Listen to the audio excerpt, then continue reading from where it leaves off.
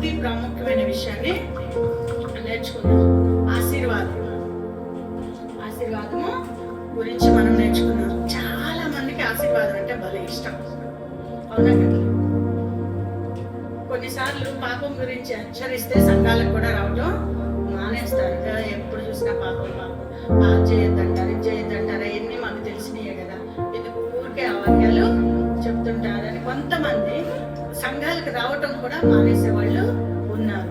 ఆశీర్వాద వాక్యాలు చెప్తే మాత్రం అసలు భలే ఆసక్తిగా వాళ్ళు వస్తారు. వీరికి ఆశీర్వాదం పైన ఉన్న ఆసక్తి దేవుని వాక్యాన్ని శ్రద్ధగా వినటము, నేర్చుకోవటం, దానిని మన జీవితంలో అవలంబించడం అనే దాని మీద ఎంత మాత్రము లేదు. వారికి కావలసినంత ఆశీర్వాదం అని అంటే దేవుడు ఆకాశ వాటిలో నడిపే పట్టజాలను విస్తారమైన దేవుళ్ళు మీకు ఇస్తాడు. మీ గర్భఫలం, మీ భూఫలము ఆశీర్వదించబడుతుంది. నువ్వు లోపలికి వెళ్ళినప్పుడు, బయటకు వచ్చినప్పుడు ఆశీర్వదించబడతావు. నీ పిండి పిసుకు తొట్టె అన్ని ఇలాంటివి వారికి కావాలి. అంటే ఈ లోకములో మనం ఆస్తులు సంపాదించుకోవటము, బంగారం సంపాదించుకోవటము, బంగ్లాలు సంపాదించుకోవటము, వాహనాలు సంపాదించుకోవటమే వాళ్ళు ఆశీర్వాదంగా భావించి దానికోసమే మందిరానికి వచ్చే వాళ్ళని మనం చాలా మందిని చూస్తుంటాం. దీన్ని అవకాశంగా తీసుకుని చాలా మంది బోధకులు ఆశీర్వాద పండుగలు, ఆశీర్వాద కూటములని పేరు పెట్టి ప్రజలను, విశ్వాసులను ఆకర్షించి రాబట్టుకుంటున్నట్లుగా మనము చూస్తున్నాం. అసలు ఆశీర్వాదం అంటే వారికి ఏంటో తెలియకపోవటం వల్ల వారు ఆ విధంగా చేస్తున్నారు. మనం ఈ రోజు ఆశీర్వాదం అంటే ఏంటో చూద్దాం. ఆదికాండము 1వ అధ్యాయము 28వ వచనములో ఆదాము కాలంలో దేవుడు ఏ విధమైన ఆశీర్వాదాన్ని ఇచ్చాడనేది మనం చూద్దాం. ఆదికాండము 1వ అధ్యాయం 28వ వచనము.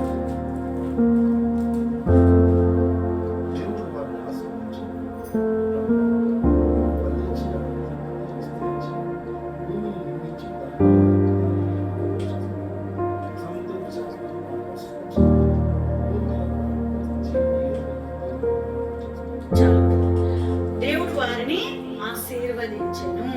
ఎట్లనగా మీరు ఫలించి అభివృద్ధి చెంది విస్తరించి భూమిని నిండించి దానిని లోపరచుకొనుడి. ఆదాము కాలంలో దేవుడు ఇచ్చిన ఆశీర్వాదం ఏంటి? భూమిని నిండించేంత ఫలించాలి. ఫలింపంటే సంతానం. భూమిని నిండించేంత సంతానాన్ని ఆదాము గారిలో పెట్టి మీరు ఫలించండి అంటే గర్భఫలాన్ని దేవుడు ఆదాము కాలంలో ఆశీర్వాదంగా ఇచ్చాడు. నోవహు కాలంలో కూడా ఆదికాండం 9వ అధ్యాయం 1వ వచనంలో దేవుడు నోవహును అతని కుమారులను ఆశీర్వదించి మీరు ఫలించి అభివృద్ధి చెంది భూమిని నింపుడి. నోవహు కాలంలో కూడా దేవుడు ఆశీర్వాదాన్ని భూమిని నింపేంత సంతానాన్ని పొందండి. నోవహు కాలంలో కూడా దేవుడు భూమిని నిండించేంత గర్భఫలాన్ని ఆశీర్వాదంగా ఇచ్చాడు. పాతకాలంలో పెద్దలు అనేవాళ్ళు ఒక మాట, మీకు ఎన్ని ఎకరాల పొలం ఉంది, ఎంత బంగారం ఉంది, ఎన్ని ఇళ్ళు ఉన్నాయి అని అడగరంట. మీకు ఎంతమంది పిల్లలు, మీకు ఎంతమంది పిల్లలు బలగమే ఆస్తిగా భావించే వాళ్ళు వెనక దేవుడు ఆదాము. అందుకే వాళ్ళకి ఎక్కడి నుంచి వచ్చింది ఆ ఆలోచన? దేవుడు ఇచ్చిందే, దేవుడు పెట్టిందే. దేవుడు సంతానాన్నే ఆశీర్వాదంగా, గర్భఫలాన్ని ఆశీర్వాదంగా ఇచ్చాడు. అదే అబ్రహాం కాలానికి ఆశీర్వాదం ఎలా వచ్చిందంటే చూద్దాము. ఆదికాండం 12వ అధ్యాయం 1-2 వచనాలు చూసినట్లయితే, నీవు లేచి నీ దేశము నుండి, నీ బంధువుల యొద్ద నుండి, నీ తండ్రి ఇంటి యొద్ద నుండి బయలుదేరి నేను నీకు చూపించే దేశమునకు వెళ్ళుము. నిన్ను ఆశీర్వదించి నిన్ను గొప్ప జనముగా చేసి నిన్ను ఆశీర్వదించి నీ నామమును గొప్ప చేయుదును. నువ్వు ఆశీర్వాదంగా నందువు. ఇక్కడ దేవుడు ఆశీర్వాదాన్ని బోధించినట్లుగా మనం చూస్తున్నాం. ఎందుకంటే ఒక దేశాన్నే చూపించాడు. అబ్రహాంకి ఒక దేశాన్నే చూపించి ఆ దేశంలో నీకు ఆకాశ నక్షత్రాలను చూసి లెక్కబెట్టు, అంత విస్తారంగా నీకు సంతానాన్ని ఇస్తాను అని, ఒక దేశాన్ని నింపేంత గర్భఫలాన్ని ఆశీర్వాదంగా అబ్రహాం కాలంలో ఇచ్చినట్లుగా మనం చూస్తాం. ఆశీర్వాదం అలా కుదించబడటానికి కారణం ఏంటి? యెహోషువ 24:2. ఆశీర్వాదం అలా కుదించబడటానికి కారణం ఏంటంటే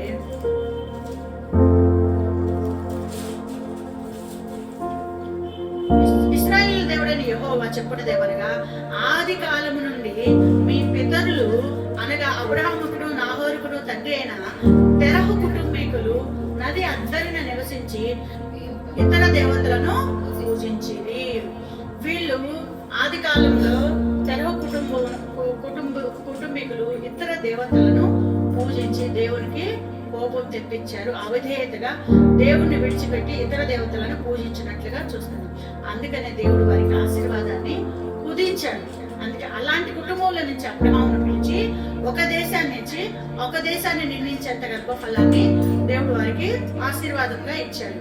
మరి ఇశ్రాయేలు కాలానికి వచ్చేసరికి ఇప్పుడు అబ్రహాం కాలం వరకు ఆశీర్వాదాన్ని చూసాం. అబ్రహాం కాలానికే ఆశీర్వాదం కుదించబడింది ఒక దేశం వరకు. మరి ఇశ్రాయేలు కాలానికి దేవుడు వారికి ఇచ్చిన ఆశీర్వాదాన్ని మనం చూద్దాం. ద్వితీయోపదేశ కాండము 1వ అధ్యాయము 28వ అధ్యాయం 1 నుంచి 6 వచనాలను చూస్తే, నీవు నీ దేవుడైన యెహోవా మాట శ్రద్ధగా విని నేడు నేను నీకు ఆజ్ఞాపించే ఆజ్ఞలన్నింటినీ అనుసరించి నడుచుకుని ఎడల నిన్ను నీ దేవుడైన యెహోవా భూమి మీద ఉన్న సమస్త జనముల కంటే నిన్ను హెచ్చించును. నీ దేవుడైన యెహోవా భూమి మీద ఉన్న సమస్త జనముల కంటే నిన్ను హెచ్చించును. ఇశ్రాయేలు కాలానికి మళ్ళీ ఆశీర్వాదం, భూమి మీద ఉన్న సమస్త జనముల కంటే గొప్పగా ఉంటావు.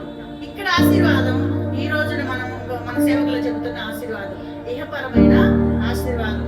అంటే ఈ లోకంలో ఉన్న అందరికంటే నువ్వు గొప్ప ధనవంతుడిగా ఆస్తిపరుడుగా నువ్వు ఉంటావని ఇశ్రాయేలు కాలానికి దేవుడు ఆ విధమైన ఆశీర్వాదాన్ని ఇచ్చినట్లుగా చూస్తాము. అలాగే మలాకి 3:10 నా మందిరంలో ఆహారం ఉండినట్లు 10వ భాగమంతయు మీరు నా మందిరపు నిధిలోనికి తీసుకురండి. దీన్ని చేసి మీరు నన్ను శోధించిన ఎడల నేను ఆకాశవాకులను విప్పి పట్టజాలంతా విస్తారంగా దీవెనలను కుమ్మరించెదరని సైన్యములకు అధిపతిగా యెహోవా సెలవిచ్చుచున్నాడు. ఇశ్రాయేలుకి ఇన్ని ఆశీర్వాదాలు ఎందుకు ఇచ్చాడు అనంటే, మనము 6 నెలలు సహవాసం చేస్తే వీళ్ళు వాళ్ళు అవుతారని లోకంలో సామెత. కానీ ఇశ్రాయేలు ఎన్నేళ్ళు సహవాసం చేశారు? 430 సంవత్సరాలు ఐగుప్తీయులతో సహవాసం చేశారు. మరి 6 నెలలకే వాళ్ళ అలవాట్లు మనకు వస్తాయి. మరి 430 సంవత్సరాలు ఐగుప్తులో జీవించినప్పుడు వారు ఐగుప్తీయుల ఆచారాలన్నిటినీ వీళ్ళు అవపోసన పట్టుకున్నారు. ఒళ్ళంతా వాటినే నింపుకొని ఉన్నారు. మరి అలాంటి వాళ్ళని, అంటే భయంకరంగా దానిలో కూరుకుపోయిన వాళ్ళని బయటికి తీసుకురావాలి. భయంకరమైన ఐగుప్తులో దేవునికి వ్యతిరేకమైన కార్యాలన్నిటి నుంచి, ప్రాముఖ్యంగా విగ్రహారాధన భయంకరంగా విగ్రహారాధనలో మునిగిపోయారు. వాటి నుంచి బయటికి తీసుకురావాలి అంటే ఇహలోకమైన ఆశీర్వాదాలను వాళ్ళు ముందుంచగా తప్పలేదు. దేవునికి వాళ్ళని బయటికి తీసుకురావడం కోసం దేవుడు ఇహపరమైన ఆశీర్వాదాలన్నింటినీ వారి ముందు ఉంచాడు. అంత మాత్రమే కాకుండా ఆజ్ఞారూపకమైన ఆశీర్వాదం కూడా ఉంది. నీవు నీ దేవుడైన యెహోవా మాట శ్రద్ధగా విని ఆయన నీకు ఆజ్ఞాపించే ఆజ్ఞలన్నింటినీ అనుసరించి నడుచుకొని ఎడల, అంటే నువ్వు ఆజ్ఞలు పాటిస్తే, అంటే దేవుని మాట వింటే, ఆ దేవుడు వద్దన్న విగ్రహారాధన విడిచిపెట్టి మళ్ళా దేవుని మార్గంలోనికి వస్తే, విధిరూపకమైన ఆజ్ఞలను నువ్వు అనుసరించి నడుచుకుంటే నీకు ఏలోకపరమైన ఆశీర్వాదాలన్నీ ఇస్తావు అని. అంటే దేవుడు తన వైపు తన బిడ్డలను తిప్పుకోవటానికి ఆజ్ఞారూపకమైన ఆశీర్వాదాన్ని ఇచ్చినట్లుగా మనము చూస్తాము. మరి క్రీస్తు కాలానికి ఆశీర్వాదం, క్రీస్తు కాలంలో అంటే పాత నిబంధన గతించిపోయింది, ధర్మశాస్త్రము కొట్టివేయబడింది. మనకి ఇప్పుడంతా నూతన నిబంధన. మరి ఇదంతా పాత నిబంధన ప్రకారం ఆశీర్వాదము ఎలా దేవుడు అనుగ్రహించాడు, ఏ కాలానికి దేవుడు ఎలా వారికి ఆశీర్వాదాన్ని అనుగ్రహించాడు అనేది మనం చూస్తాం. మరి క్రీస్తు వచ్చిన తర్వాత ధర్మశాస్త్రంలో ఉన్న ఆశీర్వాదాలన్నీ మనకు కావాలంటే వస్తాయి. అవి దేవుడు ఇప్పుడు చాలా సార్లు ద్వితీయోపదేశ కాండం 28వ అధ్యాయం 1 నుంచి 6 వచనాలు తీసుకొని అవే చెప్తుంటారు. అవి ఎవరికి చెప్పబడిని? ఇశ్రాయేలుకి చెప్పబడి, మనకి కాదు. అవి మనకి చెప్పబడలేదు. అవి మనకి సంబంధించిన ఆశీర్వాదాలు కాదు. కానీ మనం ఆ ఆశీర్వాదాలని పట్టుకొని వేలాడుతుంటాం. మరి క్రీస్తు కాలానికి దేవుడు ఎలాంటి ఆశీర్వాదాన్ని ఇచ్చాడో మనం చూద్దాం. లూకా సువార్త 1వ అధ్యాయం 42వ వచనంలో, స్త్రీలలో నువ్వు ఆశీర్వదించబడిన దానివు, నీ గర్భఫలమును ఆశీర్వదించబడును. లూకా సువార్త 1వ అధ్యాయము 42వ వచనములో, స్త్రీలలో నీవు ఆశీర్వదించబడిన దానివు, నీ గర్భఫలము ఈ మాట ఎవరంటున్నారు? ఎలిజబెత్ మరియమ్మతో అంటుంది. ఈ మాట ఎలిజబెత్ మరియమ్మతో అంటుంది. స్త్రీలలో నువ్వు ఆశీర్వదించబడింది. యేసుక్రీస్తు కాలానికి ఆశీర్వాదం ఎలా ఉంది అంటే, మరియమ్మ గర్భఫలాన్ని పొందుకొనుట ఆశీర్వాదం అని ఎలిజబెత్ చెప్తుంది. మరి ఆమె ఆశీర్వదించబడిందా? ఎన్ని శ్రమలు, ఎన్ని నిందలు, ఎన్ని అవమానాలు ఆమె భరించింది. యేసుక్రీస్తు గర్భం పడింది మొదలుకొని ఆమె కన్యక గర్భవతి అయితే రాళ్లతో కొట్టి చంపబడాలి. ఆమెను కనపడితే రాళ్లతో కొట్టి చంపడానికి ఎంతమంది ప్రయత్నం చేశారు. ఇదంతా అలాంటి స్త్రీని వివాహం చేసుకోకూడదు. అందుకని యోసేపు రహస్యంగా ఆమెని విడిచిపెట్టడానికి కూడా సిద్ధపడ్డాడు. మరి అటువంటి అవమానాలు, నిందలు అన్నిటినీ భరించి దేవుడు మరలా యోసేపుతో మాట్లాడి ఆమె దగ్గర చేయడం ద్వారా, యోసేపు ద్వారా మళ్ళీ ఆ ప్రాంతం నుంచి ఇంకో ప్రాంతానికి వెళ్ళి దాక్కొని, బిడ్డ పుట్టి కనేంత వరకు దాక్కొని రహస్యంగా బ్రతకవలసిన పరిస్థితి ఆమె కలిగి ఉన్నది. ఆమె ఎన్నో శ్రమలు అనుభవించింది, ఎన్నో కష్టాలు, ఎన్నో నిందలు అనుభవించింది. మరి ఎలిజబెత్ ఏమో నువ్వు ఆశీర్వదించబడిన దాని. మరి ఈ కాలంలో అది ఆశీర్వాదం అంటే ఎవరైనా నమ్ముతారా? దాన్ని ఎవరైనా తీసుకుంటారా? నీకు నిందలు, అవమానాలు, కష్టాలు వస్తాయి, దేవుడిచ్చే ఆశీర్వాదం అదే అంటే ఎవరన్నా తీసుకుంటారా? మాకొద్దు బాబోయ్ ఆశీర్వాదము మాకొద్దు అంటారు. కానీ మరియమ్మ తీసుకుంది.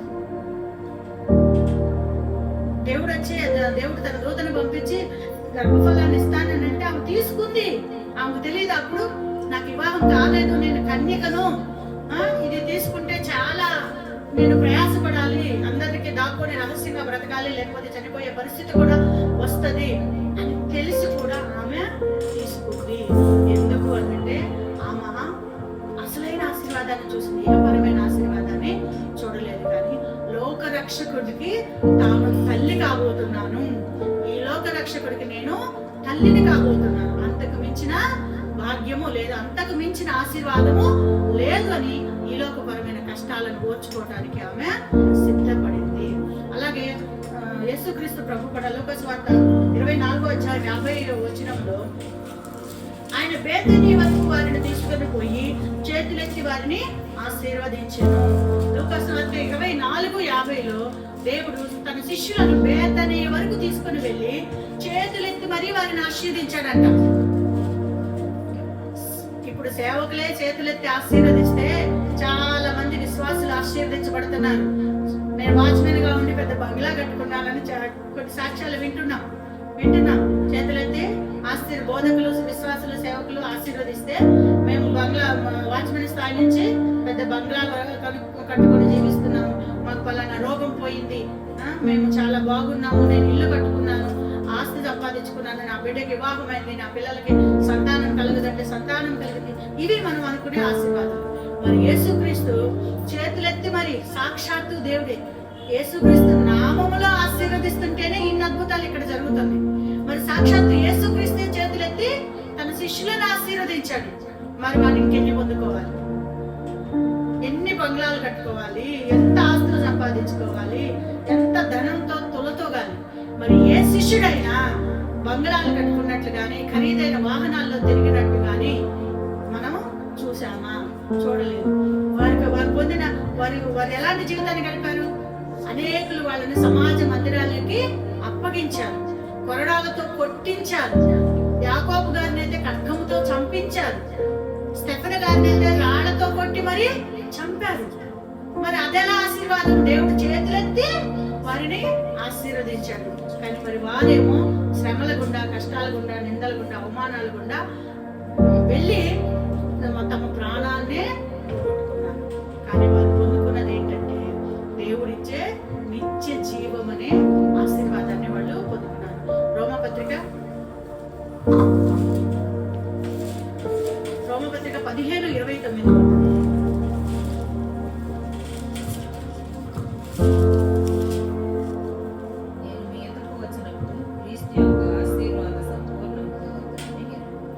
క్రీస్తు యొక్క ఆశీర్వాద సంపూర్ణముతో వస్తాను అని ఎవరు చెప్తున్నారు? పౌలు గారు చెప్తున్నారు. ఆ పౌలు గారి దగ్గర ఉన్న క్రీస్తు యొక్క ఆశీర్వాద సంపూర్ణత ఏంటి? సువార్త, దేవుని యొక్క జ్ఞానం, సువార్త ఆశీర్వాదం. ఆయన పౌలు గారి దగ్గర ఉన్న ఆశీర్వాదం ఏంటి? దేవుని యొక్క జ్ఞానముతో, దేవుని యొక్క ఆశీర్వాదంతో, అంటే దేవుని యొక్క జ్ఞానము కలిగి ఉండటం కూడా గొప్ప ఆశీర్వాదము. ప్రవీణ్ పగడాల గారు దేవుని జ్ఞానంలో దిట్ట.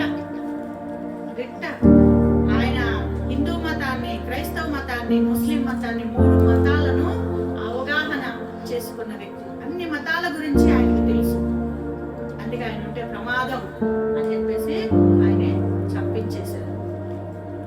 జ్ఞానం పొందటం ఒక గొప్ప ఆశీర్వాదం. చదువుకోవటం ఎంత కష్టం అనుకున్నాను కదా. చిన్నప్పుడు మా నాయనమ్మ, మా తాతయ్య చెప్పేవాళ్ళు, ఒకడేమో పిల్లాడేమో తండ్రికి 2 కుమారులు ఉండేవాళ్ళు. ఒక పిల్లాడేమో తల్లిదండ్రులు చదువు రావట్లేదు నాకు అని చెప్పేసి తల్లిదండ్రులు అమ్మి పొలం పల్లికి వెళ్ళేవాడు. ఒక కుమారుడేమో చదువుకుంటున్నాడు. తాతయ్య ఇంకొక పిల్లవాడిని అడిగాడు, వీళ్ళలో ఎవరు ఎక్కువ కష్టపడుతున్నారు, అది ఎలా తెలుస్తుంది అంటే, ఎవరు ప్రశాంతంగా నిద్రపోతున్నారో వారు తక్కువ కష్టపడుతున్నారు, ఎవరు ప్రశాంతంగా నిద్రపోవట్లేదు వారు ఎక్కువ కష్టపడుతున్నారు. మరి ప్రశాంతంగా నిద్రపోయింది మనకు ఎట్లా తెలుస్తుంది అంటే, వారు పడుకున్న తర్వాత గుండెల మీద ఒక వెన్న ముద్ద తీసుకుని ఇద్దరి మీద పెట్టు. ఎవరి గుండెల మీద వెన్న ముద్ద అయితే కరిగిపోతుందో వాడు నిద్రపోవట్లా, టెన్షన్ లోపల కలవరం, వాడు ప్రశాంతంగా నిద్రపోవట్లా. ఎవరి గుండెల మీద వెన్నపూస అయితే అలానే ఉంటుందో వాడు ప్రశాంతంగా, ఏ టెన్షన్ లేదు, ఏ కలవరం లేదు, ప్రశాంతంగా నిద్రపోతుంది. అంటే ఇద్దరి మీద, చదువుకునేవాడి మీద, పొలం పనులు చేసేవాడి మీద, ఇద్దరి మీద పెడితే చదువుకునేవాడి మీద, వాడి గుండెల మీద పెట్టిన వెన్న ముద్ద కరిగిపోయింది. కష్టపడి పొలం పనులు చేసుకొని వచ్చి పడుకున్నాడు. హాయిగా వాడికి ఏముంది దిగులు, పని చేశాడు, శుభ్రంగా కడుపు నిండా తిన్నాడు, పడుకున్నాడు. ఇంటి పని ఎంతైనా చేయొచ్చు పొద్దున్న నుంచి సాయంత్రం వరకు. ఇప్పుడు నాకు పని అలవాటు అయిపోయింది, పన్నమ్మాయి లేకపోవడం వల్ల పని అలవాటు అయిపోయింది. చక్క పనులు చేసేసాను. కానీ చదువుకోవడానికి వచ్చేసరికి మాత్రమే కష్టం అనిపించింది. రాత్రిలో నిద్ర పట్టట్లా. ఇవాళ ఎగ్జామ్ ఉందంటే రాత్రి నిద్ర లేదు, టెన్షన్. ఏం క్వశ్చన్స్ వస్తాయి, చదివిన 15లో ఎన్ని వస్తాయి, ఎన్ని రాస్తాను, ఎన్ని మార్కులు వస్తాయి, బరువు వాద్యం. సరే ప్రీ ఫైనల్సే కదా, చదువుకోవడానికి టైం దొరకలేదని చెప్పొచ్చులే, ఫైనాన్స్ లో చూసుకుందాం అని ఎన్ని రకాల ఆలోచనలు, నిద్ర లేదు. అలాగే చదువుకునేవాడి గుండెల మీద కూడా ఆ కలవరానికి, ఆ టెన్షన్ కి, ఆ వేడికి వెన్నముద్ద కరిగిపోతుంది. అంటే చదువుకోవటం కష్టం, జ్ఞానాన్ని సంపాదించుకోవటం కష్టం. నువ్వు మొద్దు పనులు, ఇంటి పనులు, పొలం పనులు ఎన్నైనా చేయొచ్చు, కానీ చదువుకోవటం, జ్ఞానం సంపాదించడం చాలా కష్టం. అందుకే దేవుని యొక్క జ్ఞానం అనేది గొప్ప ఆశీర్వాదము. గలతీ పత్రిక 3వ అధ్యాయము 8-9 వచనాలు.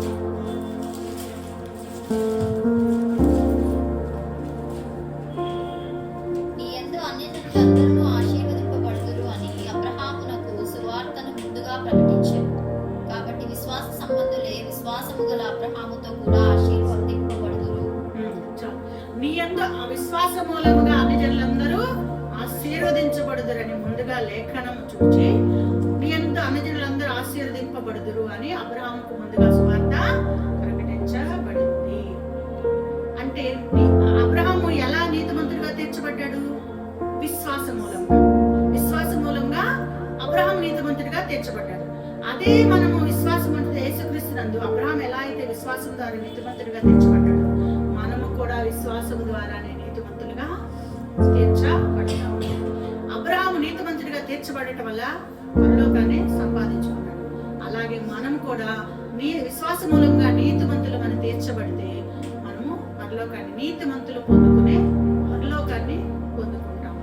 అంటే పరలోకాన్ని పొందుకునే అది కూడా ఒక గొప్ప ఆశీర్వాదము. అంటే విశ్వాసాన్ని కలిగి ఉండటం కూడా గొప్ప ఆశీర్వాదము. దేవుని యొక్క జ్ఞానం కలిగి ఉండటం ఆశీర్వాదము. దేవుని యందు విశ్వాసం ఉంచటం కూడా గొప్ప ఆశీర్వాదం. విశ్వాసం ద్వారా మనం నీతిమంతులుగా తీర్చబడతాము. ధర్మశాస్త్ర సంబంధమైన క్రియల మూలంగా కాదు, విశ్వాసం మూలంగానే మనము నీతిమంతులుగా తీర్చబడతాం కనుక అది గొప్ప ఆశీర్వాదము. 1 కొరింథీ 10:16 మనము దీవించే ఆశీర్వాదం పాత్రలోనిది త్రాగుట క్రీస్తు రక్తంలో పాలుపుచ్చుకున్నట్టే కదా. 1 కొరింథీ 10:16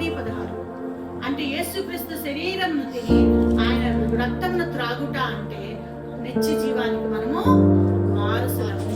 అలా నిత్య జీవాన్ని పొందుకోవటం కూడా ఒక గొప్ప ఆశీర్వాదము. అంతకుమించిన ఆశీర్వాదం ఏముంది? అంతకుమించిన ఆశీర్వాదము ఏమీ లేదు. ఈ భూమి మీద నువ్వు పొద్దున్న లేచిన మొదలుకొని సాయంత్రం వరకు ఎంత ప్రయాసపడి సంపాదించినా కూడా అదంతా వ్యర్థమైపోయేది. దానివల్ల నీకు ప్రయోజనం ఏమీ లేదు. కానీ నీకు ఎందుకు ప్రయోజనం లేదంటే దాన్ని నువ్వు చేత పట్టుకొని పోలేవు. దాన్ని నువ్వు చేత పట్టుకొని పోలేవు, ఇక్కడే విడిచిపెట్టి పోతావు. కానీ నువ్వు చేత పట్టుకొని పోయేది దేవుని ఎడల నువ్వు జరిగించిన క్రియలు, దేవుని ఎడల నువ్వు ఉంచిన విశ్వాసం. నువ్వు చేత పట్టుకొని పోతావు కనుక నీ క్రియలు నీతో కూడా వస్తాయి కనుక అది నీకు లాభము. ప్రసంగి 5:15-16 చెప్తాడు అన్నమాట. ప్రసంగి 5:15-16.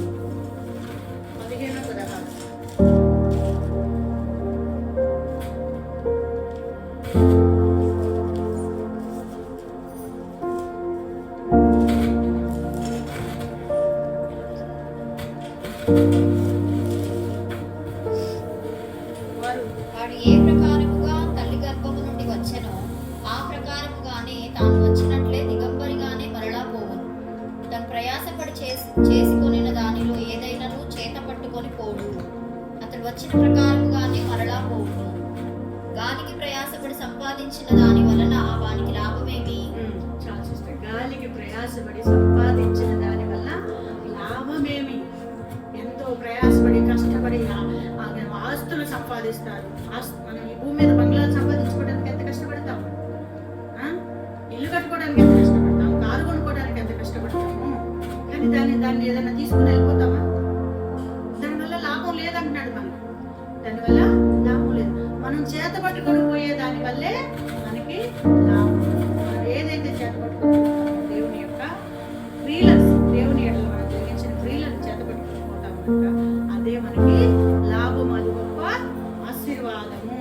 యేసుక్రీస్తు శరీరం తిని ఆయన రక్తంలో పాలు కూర్చుట అనేది గొప్ప ఆశీర్వాదం. దాని ద్వారా నిత్య జీవం అనేది గొప్ప ఆశీర్వాదము. అపోస్తల కార్యములు 3:26. క్రీస్తు వల్ల దుష్టత్వం నుండి మనలను మళ్లించాడు దేవుడు. అది కూడా ఒక గొప్ప ఆశీర్వాదమే. అపోస్తల కార్యములు 3:16. ఆయన నామమందలి విశ్వాస మూలముగా ఆయన నామమే మీరు చూచి ఎరిగి ఉన్న వీనిని బలపరచెను. ఆయన వలన కలిగిన విశ్వాసమే మీ అందరి ఎదుట వీనికి పూర్ణ స్వస్థత కలుగు చేసెను. అపోస్తల కార్యములు 3:26.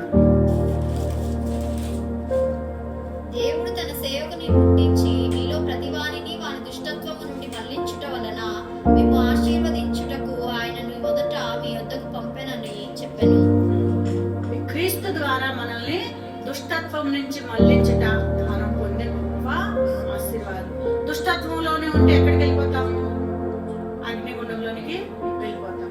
అందుకే దుష్టత్వం నుంచి మళ్లించబడుట ద్వారా మనము పరలోకాన్ని చేసుకుంటాం కనుక అది గొప్ప. అంటే దుష్టత్వం నుంచి తొలగి అసలు దేవుని యొక్క మంచి మార్గంలోనికి రావటం కూడా ఒక గొప్ప ఆశీర్వాదం అని దేవుని యొక్క వాక్యము సెలవిస్తుంది. ఎఫెసీ పత్రిక 1:3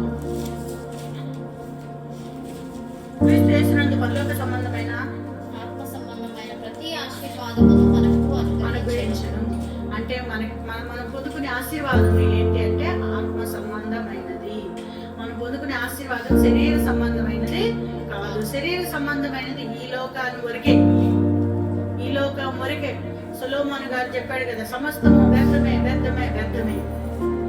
ఆయన ఆ మాట చెప్పింది 1000 మంది భార్యలను వివాహం చేసుకుని సుఖభోగాలు అనుభవించిన తర్వాత, ఎన్నో తోటలు ఉద్యానవనాలు నాటించి రకరకాల పండ్లు తిన్న తర్వాత, వేల కొలది జంతువుల మాంసమును తిన్న తర్వాత ఆయనకి వెనక్కి తిరిగి చూసుకుంటే ఇదంతా ఇప్పటి వరకే కదా, ఇప్పుడు నేను చచ్చిపోతున్నా, ఏం ప్రయోజనం? ఆయన చావుకు దగ్గర అయినప్పుడు అనిపించింది. అందుకే ముసలోళ్ళకి గొప్ప తపాలు ఉండవు, అన్నీ చచ్చిపోతాయి. క్షమిస్తారు, వాళ్ళు ఈజీగా క్షమిస్తారు, ఎవరి మీద కోపపడరు. ఎందుకంటే వాళ్ళకి అర్థమైంది జీవిత పరమార్థం. ఆ ఈర్ష్య ద్వేషాలు పెట్టుకోవడం వల్ల ఏం ప్రయోజనం? ఆస్తి అని వాకులాడటం వల్ల ఏం ప్రయోజనం? వరకు సంపాదించి కూడబెట్టి వీడికి ఇచ్చాను, వీడు నాకు కూడే పెట్టట్లేదు, ఏం ప్రయోజనం? వీడి కోసమా? ఇప్పుడు ఏకంగా చంపుతున్నారు. ఇప్పుడు ఇంకా జాగ్రత్త పడాలి. ఎవరి పిల్లల్ని కంటున్నారంటే వాళ్ళు మరణాన్ని వాళ్ళు కంటున్నారేమో. నిన్న ఎవరో తండ్రి కొడుకులకి గొడవ, ముందు సీట్లో కూర్చుంటానని చెప్పేసి తండ్రి వెనక సీట్లో కూర్చోమని, ఆ గొడవకి కుమారుడు కోపంతో జోబులో ఉన్న పిస్టల్ తీసి తండ్రిని కాల్చాడు. ఏమో గన్ను ఉంది అమ్మ వాళ్ళ దగ్గర, దానికి పర్మిషన్ ఉంది. గన్ను అంటే అమెరికాలో ఉంటుంది, అది అమెరికాలో తెచ్చుకుంటుంది.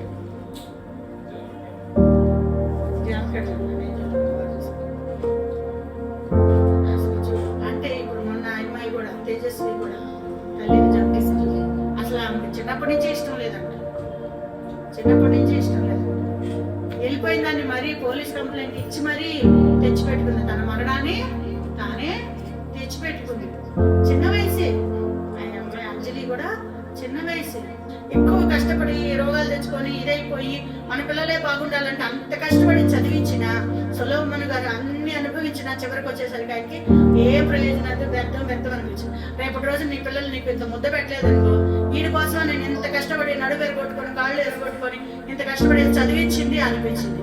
అలా అనుకోకుండా ఉండాలంటే ఫస్ట్ నుంచే మనము బాగుండాలి, మన పిల్లలు బాగుండాలని మన సంతోషము పరలోకాన్ని పోగొట్టేదిగా ఉండకూడదు.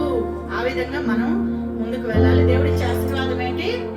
ఆత్మ సంబంధమైనది, ఈలోక సంబంధమైనది కాదు. ఆత్మ సంబంధమైనది అంటే పరలోకము, నిత్య జీవం. అందుకే ద్వితీయోపదేశకాండం 11:26 దేవుడు దీవెన శాపము రెండు మీ ఎదుటనే పెట్టాడు. దీవెన శాపం రెండు నీ ఎదుటనే పెట్టాడు. నువ్వు దేవుడు ఏ ఆజ్ఞలు పాటిస్తే దీవెన, ఆజ్ఞలు పాటించకపోతే శాపం. ఆజ్ఞలు పాటించకపోతే దేవుడు ఇచ్చే శాపం ఏంటి? అగ్నిగుండం అనే శాపం. ఆజ్ఞలు పాటిస్తే దేవుడిచ్చే దీవెన అంటే ఆశీర్వాదం. దేవుడిచ్చే దీవెన ఏంటి? పరలోకం అనే ఆశీర్వాదము. అంటే ఆజ్ఞలు పాటించి పరలోకాన్ని పొందుకోవటమే గొప్ప ఆశీర్వాదము. అదే యేసుక్రీస్తు కాలానికి మనం పొందుకునే ఆశీర్వాదం ఏంటి? దేవుని ఆజ్ఞల ప్రకారం జీవిస్తూ నిత్య జీవాన్ని పొందుకోవటమే నిజమైన ఆశీర్వాదం. ఈ లోకంలో మనం సంపాదించే కార్లు, బంగ్లాలు, ఆస్తులు ఏవి కావు. అవి మన వెంట రావు. వాటి వల్ల ప్రయోజనము లేదు. కనుక నిజమైన ఆశీర్వాదం కోసం మనం ప్రయాసపడాలని కోరుకుంటూ దేవుడు చిన్న వాక్యాన్ని దీవించుకుంటాం.